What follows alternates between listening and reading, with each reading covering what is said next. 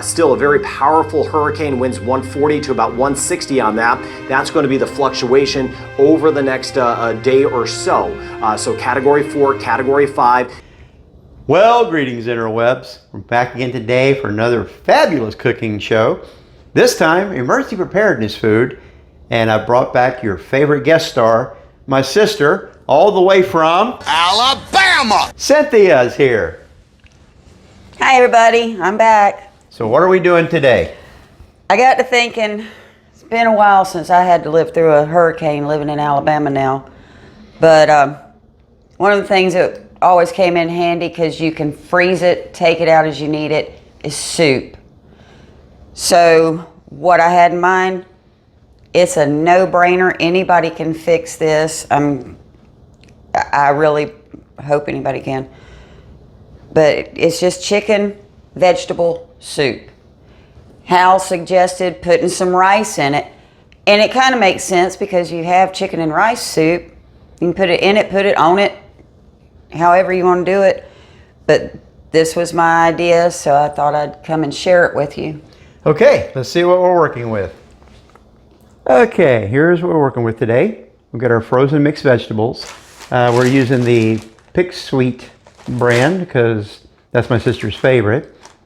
An onion, chicken broth, stewed tomatoes, cream of chicken, and then whole chicken thighs with the skin on.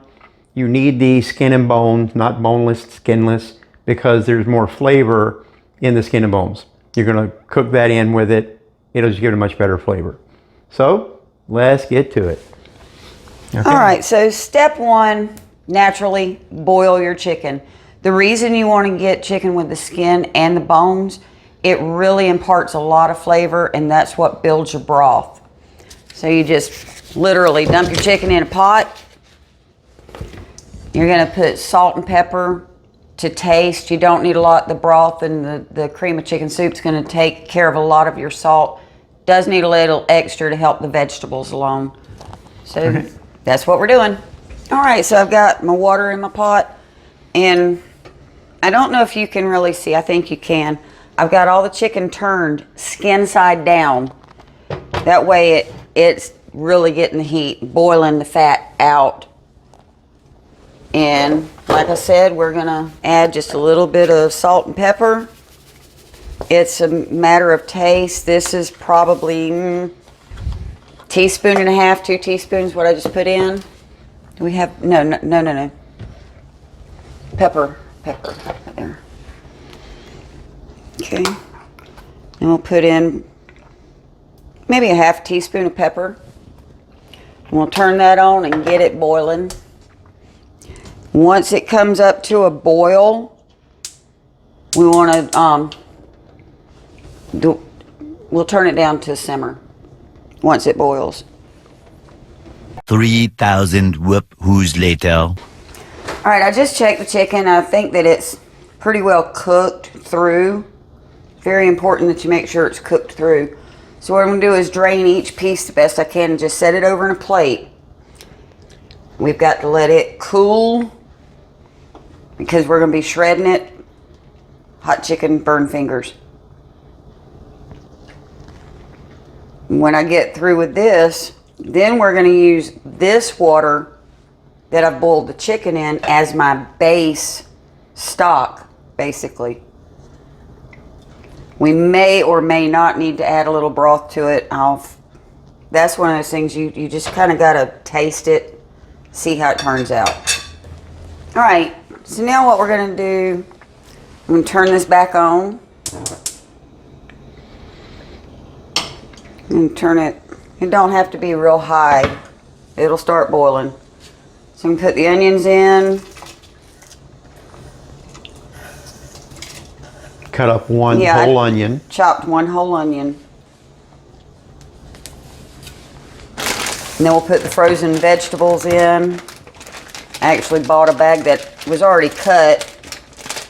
It wasn't hurt, so that's the one I bought. And go ahead and pour the frozen vegetables in. Try not to splash it up on you like I just did.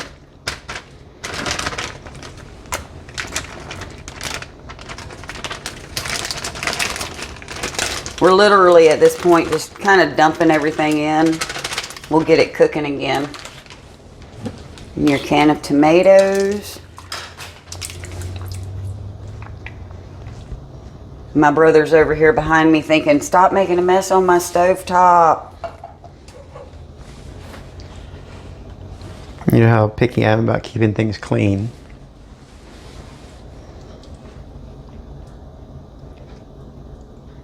Now with this, if you want it a little bit thicker than what this makes it, you have to let it cook for a little while before you can really figure out what you want to do.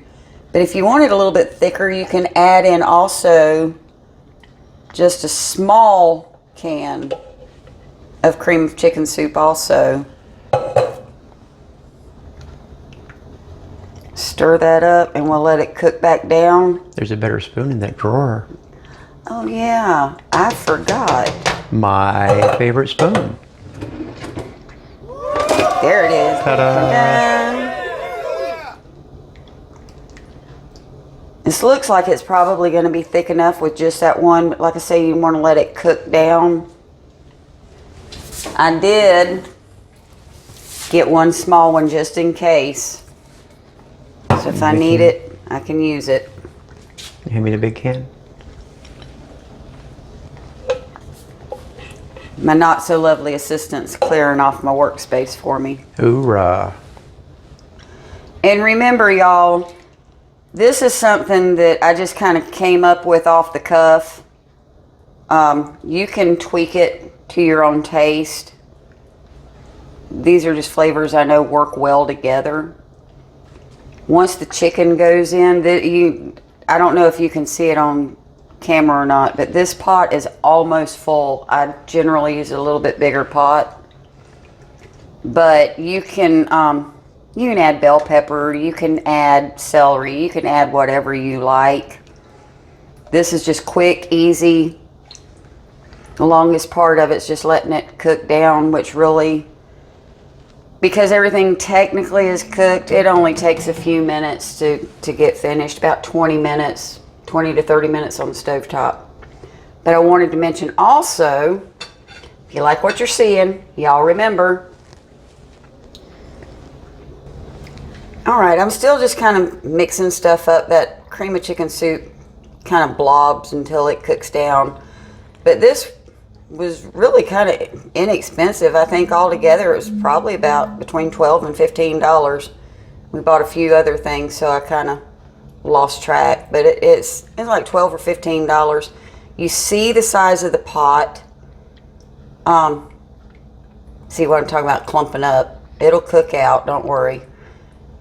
But this will feed probably 8 people one good meal.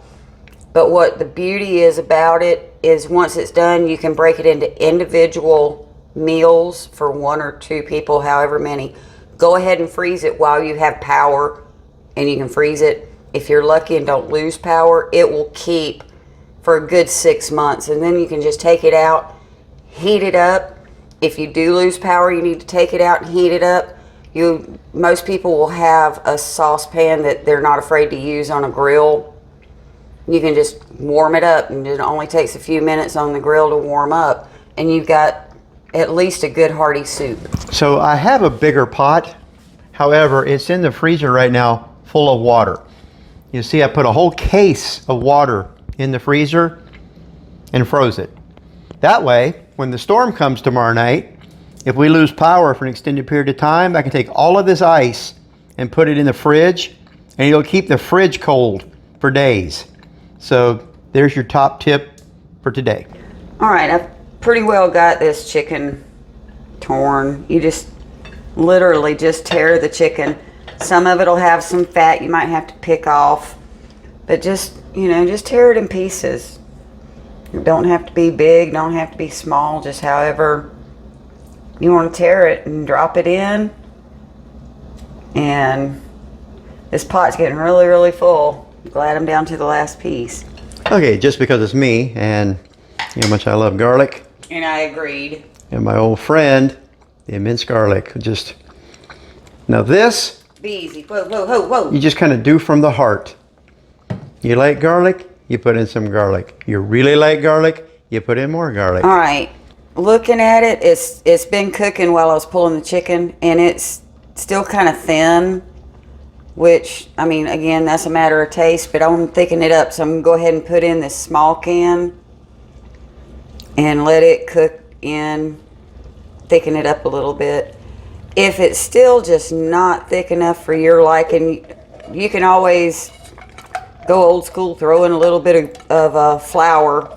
Or just let it keep simmering forever, and it'll eventually evaporate enough moisture that it'll thicken up. But flour works faster. You can do just maybe Yeah, put in flour like about a quarter cup. like making gravy. Yeah, and it'll thicken it up. Just not too much. Go easy on it. All right. We have now got the finished product here of chicken vegetable soup. You can see it's good and thickened up as it cooked. We just let it slow simmer for about a half an hour. And as it cools, it'll thicken even more. Exactly. And what you can do from here to store it, Now, I happen to have these. I bought these on Amazon a while back. There's a 20 pack of them that was really, really cheap. These are great to have for like packing lunches for work. But yeah, and they're stackable. So yeah, you put some in, and you put some in. and throw it on the floor. And you throw it on the floor. There we go. Yeah, they stack nice and neat. They're easy to put in the freezer.